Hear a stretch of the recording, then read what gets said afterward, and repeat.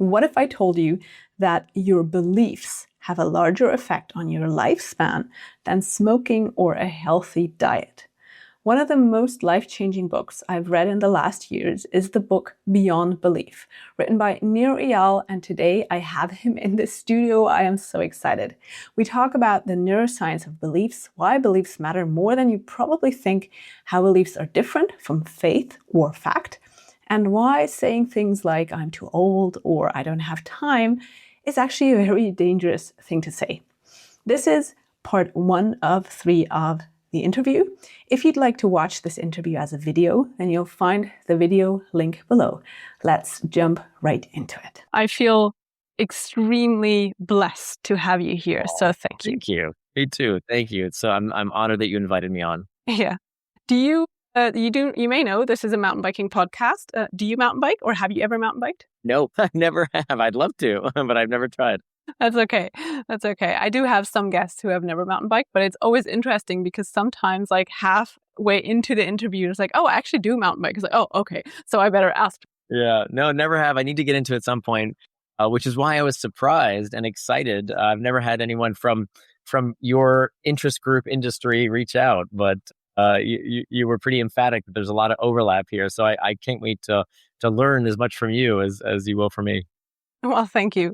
Yeah, I think like I'm in a niche because it's mountain biking and the intersection between psychology, neuroscience, and self-help, basically, because of my background as a psychological counselor. So that's exactly what I work on, is how to use mountain biking as a tool to have a better life, to basically become from a brain owner to a brain user. And that's why I think there is so much overlap, because like especially Beyond Belief is all about using beliefs as a tool. And that's what I keep saying with mountain biking, that we can use it as a tool to become happier, have better performance, and to change beliefs about ourselves. And that's why I invited you on, because that's something that I've been promoting a long time with my work, saying how can we work with our beliefs, for example, on the bike, start analyzing them there, and then that confidence or just the changed belief in mountain biking, it spills over to life. So it transfers to life. And so for someone who may not be into this as much as we are, or definitely you more than me, how would you describe a belief, and why is it so important to look into beliefs? Yeah, so a belief is defined differently than a fact. A fact is an objective truth. A fact is something that is true whether or not you believe in it. So the world is more like a sphere than it is flat. I'm sorry, flat earthers, the world doesn't care what you believe. A fact's a fact. You cannot change facts. Faith is on the other end of the spectrum. Beliefs are also not faith. Even though we kind of use the words interchangeably, they're different. Faith is a conviction that does not require evidence. So God rewards the righteous. There is no amount of evidence that I could present to somebody who is a person of faith that would change their mind, nor should it. It's a matter of personal faith. But beliefs are something different. Beliefs are defined as convictions that are open to revision based on new evidence. Okay, convictions that are open to revision based on new evidence. What's so special about beliefs is that unlike faith, which people almost never change, and unlike facts, which you cannot change, beliefs are malleable. Because our beliefs, the ones that really matter to us in day-to-day life, are the ones that are predictions about the future, right? I can't do this. I'm not ready. This is too hard. I'm too old. I'm too fat. I'm too thin. I'm too whatever. I have ADHD, which I have, by the way. Whatever. There's a million reasons. Oh, the most common limiting belief I hear is there's no time. No time. What does that mean? It's a prediction, or the next day hasn't happened yet. And yet we've already set in stone this belief, which will determine what becomes true. It hasn't happened yet. So a belief is a conviction that is open to revision based on new evidence. And what makes beliefs so powerful, and if there's one thing I want people to remember about beliefs, it's that beliefs are tools, not truths. I'll say it again. Beliefs are tools, not truth. This is what everybody needs to know, because they are these predictions about the future. And most of us carry these beliefs because we inherited them and we never questioned them. We grew up with a certain operating system that determines what we see, literally what we are able to see, what we feel, how we experience pain and suffering, and what we do, our sense of agency.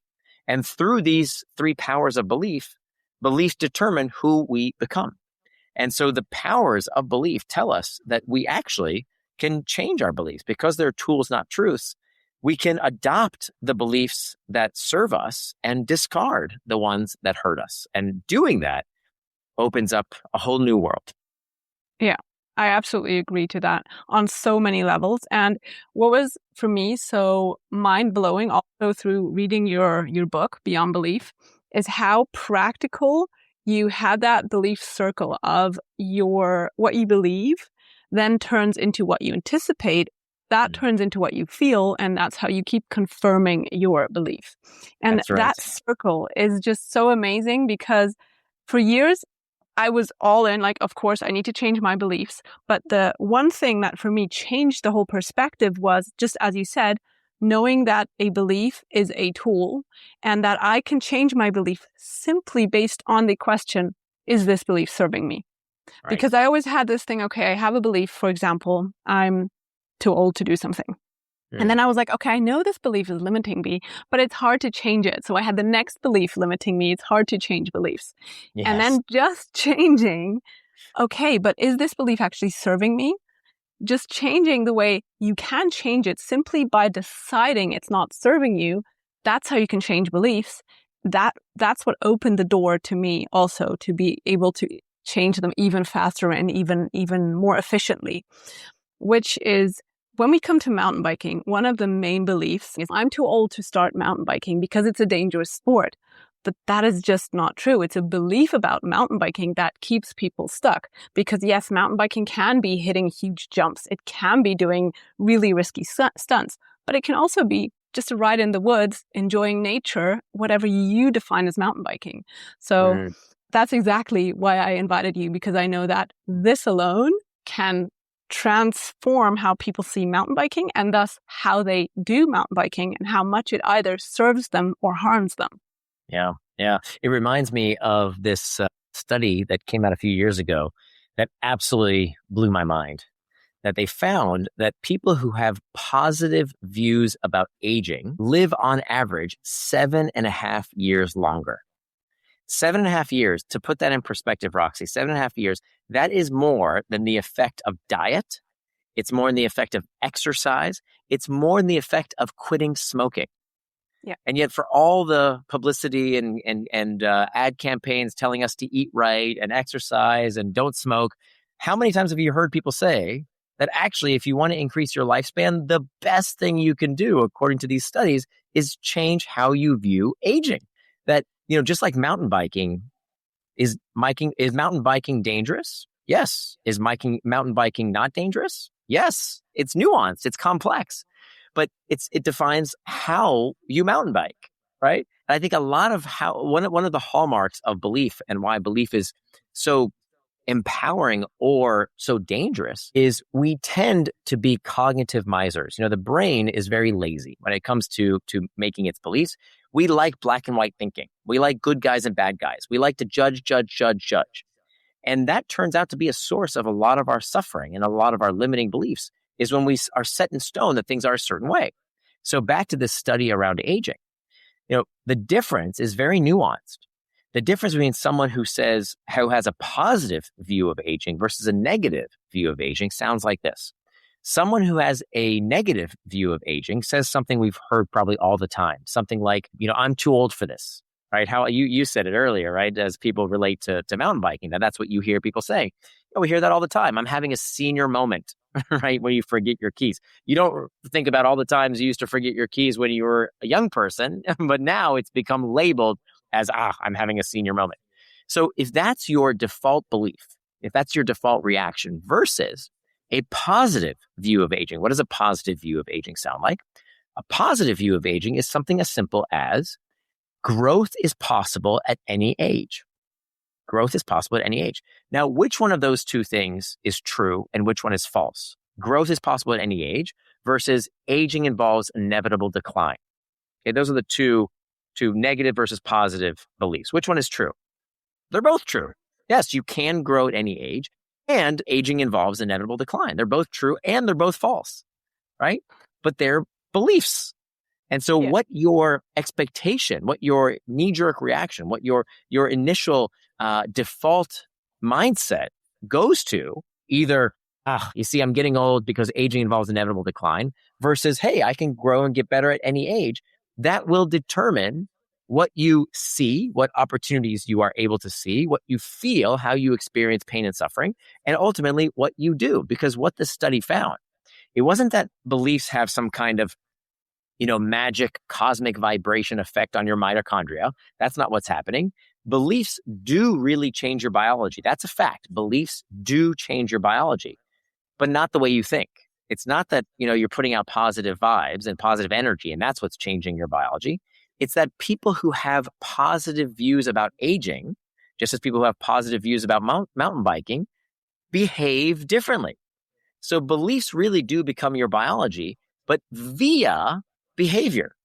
Because if you believe that growth is possible at any age, you're more likely to take on a new hobby like mountain biking. You're more likely to volunteer in your community. You're more likely to learn new skill, to meet new people, to get outside, versus if you believe aging involves inevitable decline, I'm getting older, which means I have to stay inside more and watch TV all day and be by myself. Well, guess what? You are going to inevitably decline faster. You're going to age quicker than someone who has a positive view of aging. Yeah. Yeah, it's exactly that self-fulfilling prophecy, just as you said, and not based on the vibration, but based on what we then do, and thus what we attract into our life, quote unquote. Right. Of course. It is so interesting because my oldest client who works with me on his skills is 84. And he started writing when he was 82. And I have so many writers. That's awesome. It's awesome. And I have so many writers way in their 70s, and they start mountain biking in their 70s. It's not like they've been riding all their life. It's like, okay, I need a new sport. Let's do this. They come across my videos and say, okay, this is empowering. I have to do this. And it is amazing what this does to their brain, to their balance, to their happiness, to so many things. Just starting mountain biking and believing in themselves, and how many of them will come to me and say, all my friends and even my doctors, they call me crazy. They say, I shouldn't do this. It's dangerous. And I just keep telling them, no, it's not dangerous. And it is so sad how an entire industry in a way is kept small, and also in a way is very elitist, that only the hard guys can do that. Whereas it's not that way. It's just the belief of mountain biking. Right. And especially, just as you said, just having that belief and believing that you can do that as you age, and that it's not giving in to that inevitable decline. Just doing that with mountain biking, the combo is just so powerful. And it's amazing that you brought up exactly that topic. One thing I remember also from your book is the wine experiment, where they gave the people 3 different wines and said they had different prices. And the people actually the more expensive wine tasted better, but all of them were the same. And what was mind-blowing there, just to come back to your point about how it changes biology, the brain scans revealed that when people believed the wine was more expensive, actually more areas in their brain were activated. And that's a perfect proof of how our brain basically creates the special effects to confirm what we believe.